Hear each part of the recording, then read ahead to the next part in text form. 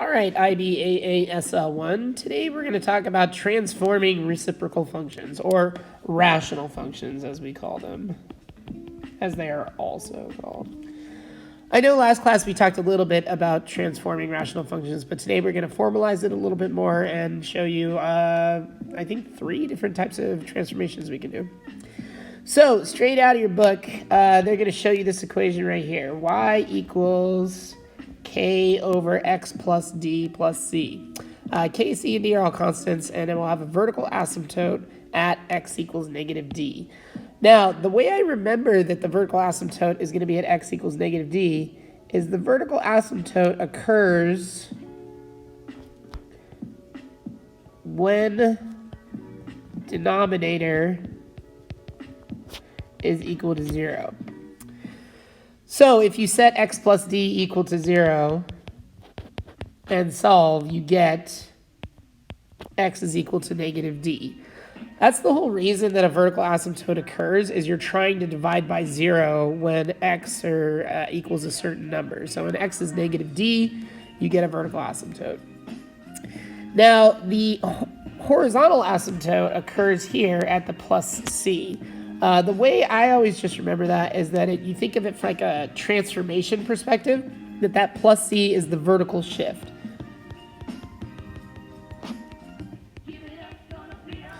So the horizontal asymptote is normally on the x-axis, and then the plus c is going to shift it up or down from there.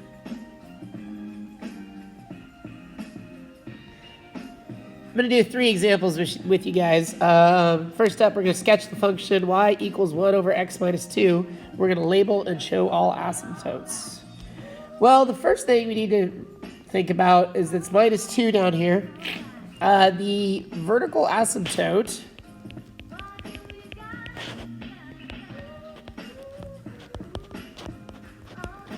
is when the denominator is equal to 0, because you can't divide by 0. That's what creates the vertical asymptote. So we get x is equal to 2. So on my graph, I'm going to draw a vertical dashed line on x is equal to 2. So I know that is going to be my vertical asymptote, and then the horizontal asymptote hasn't changed at all because there's no number on the end of the equation. There's no vertical shift. So I've been kind of encouraging you guys to do anchor points. So here's an anchor point of 1, 1 and negative 1, 1. So then you make your cobwebs go through those points.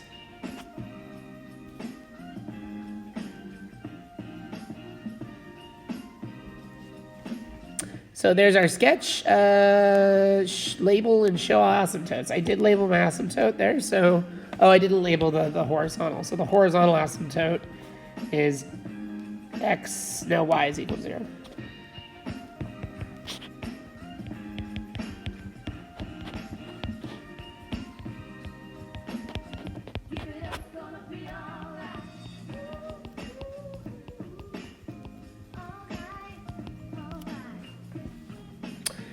Yep, that one's that.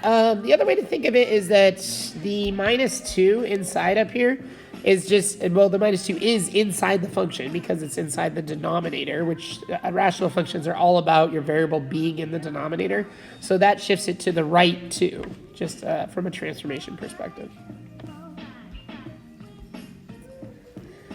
Now we're going to sketch y equals 3 over 2x minus 6. Label all asymptotes, state the domain and range. Well, let's see. The denominator is where you can find your vertical asymptote. So I'm going to say vertical asymptote is at 2x minus 6 is equal to 0. So we add 6 to both sides, and we get x is equal to 3. So that means, well, let me line this up on the graph a little bit, that at x equals 3, there will be a vertical asymptote. So vertical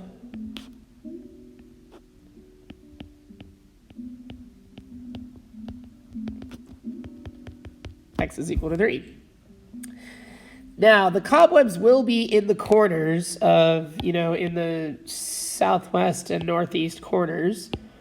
But those anchor points that would normally be here at 1, 1 and -1, -1 are going to get tripled because of the 3 on top. So that's a vertical stretch that's happening, which means that those points will not be there. They will actually go to 1 positive 3, and 1 to the right and 3 up, and 1 to the left and 3 down. Similarly, there's always a pair. Like if you go 1 right and 3 up, you can also go 3 over and 1 up, or 3 to the left and 1 down. So we know these 2 points will also be on the curve.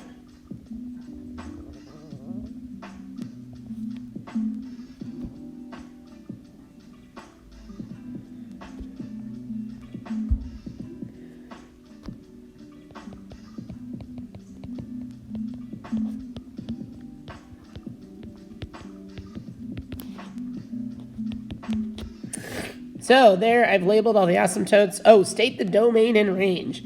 Well, the domain is going to be all the real numbers. So if you think about vertical lines, except for here at 0. So the domain is going to be x is an element of all real numbers, but x does not equal 3. Because that was the vertical asymptote. The range is going, if you hold your pencil sideways, so it's going to hit all of these values and all of these values, but it doesn't touch the x-axis because of the horizontal asymptote. So this is y is an element of all real numbers, except y does not equal 0.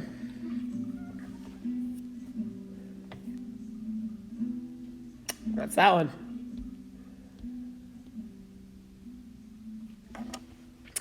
Now I'm going to do one more, and then I'll have you guys do a U-try.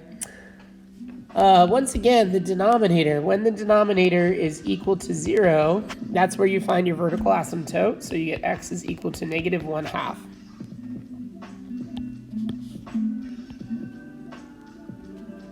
So if I go to negative 1/2, which is halfway in between these two blocks, this is going to be vertical asymptote.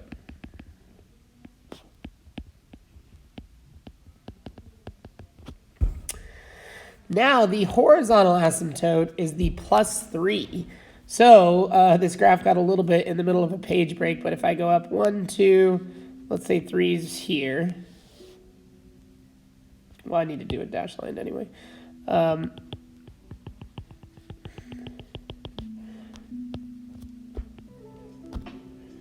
So y is equal to 3 is our horizontal asymptote.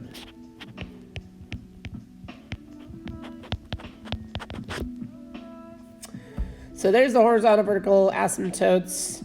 And then our anchor points are going to, well, the curves are going to be in the northeast and southwest corners. So it's going to look something like this.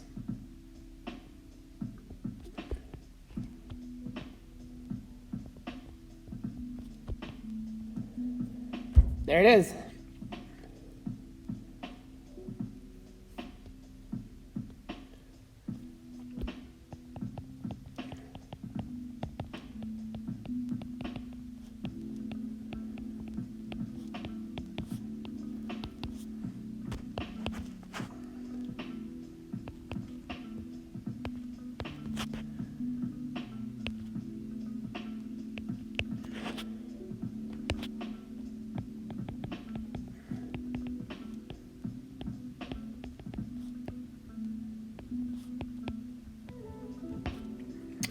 So sketch a graph of y equals 1 over x minus 3 minus 4. State the domain and range.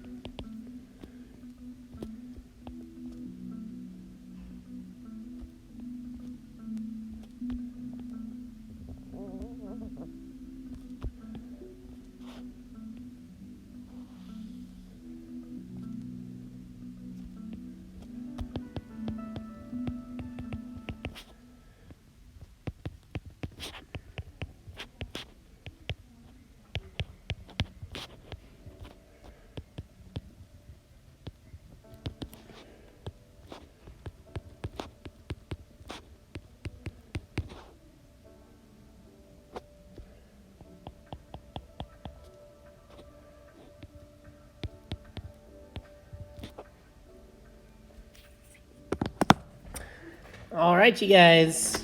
Ask me homework